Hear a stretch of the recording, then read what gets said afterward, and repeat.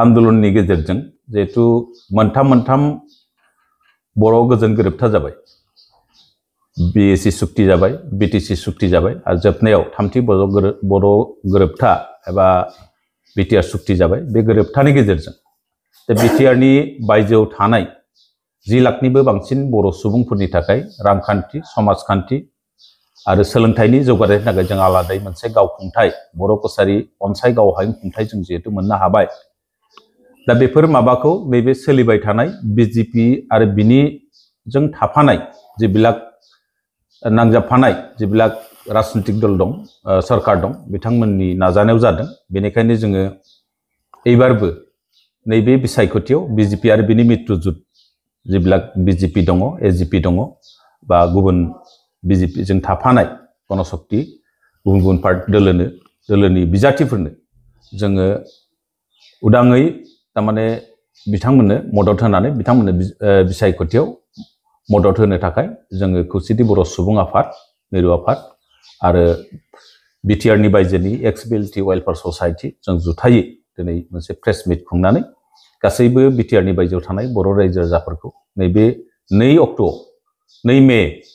अक्ट'आव जानो गोनां जितु बिसायख'थि पन्चायतनि बे बिसायख'थियाव BJP आरो बिनि लोगो जेबिलाक मित्रजुट दं बिथांमोननो भट होनानै देरहासार जाहोनो थाखाय जों खावलायदों आरो जिहेतु BJP दोलोआ BTRनि बायजोआव थानाय बर'फोरनि जेबिलाक जेंनाफोर दं बे जेंनाफोरखौ सुस्रांनायनि थाखाय खोब गोसो होदों आरो जों मोनसे फोरमायनांगोन फोरमायनाया बेनो दे जेबिलाक अबजेक्सन गैयै 1000निबो बांसिन गामिखौ बेखौ नटिफाइ खालामनायनि गेजेरजों थाबैनो मोनसे अडिअ सुना होनायनि बाथ्रा जोंनो सरकारा होदों आरो माखासे अबजेक्सन थानाय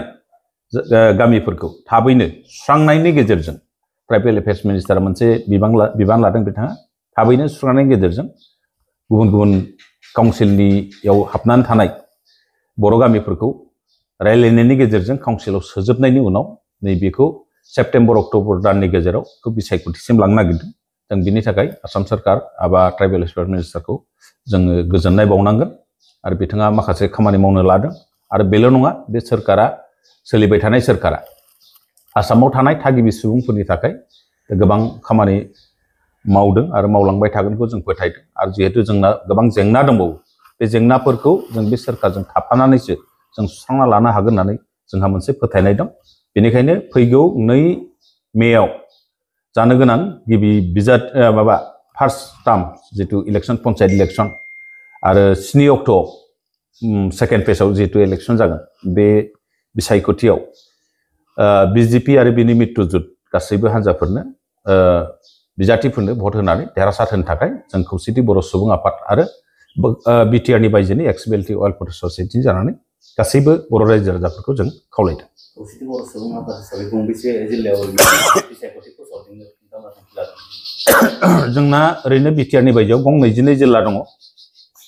गं 22 जिल्लानि गेजेराव जिहेतु 6 जिल्लायाव थाबाय कार्बि आंलं जिल्लायाव दं कार्बि आंलंआव जिहेतु पन्चायत इलेक्शन जाया आरो BTRआव जाया गतिके गं 21 जिल्लायाव जोङो बेखौ बिसायख'थिनि बे फोसावदिं मेलखौ खुंगोन आरो जोंहा गासै 120निबो बांसिन जिहेतु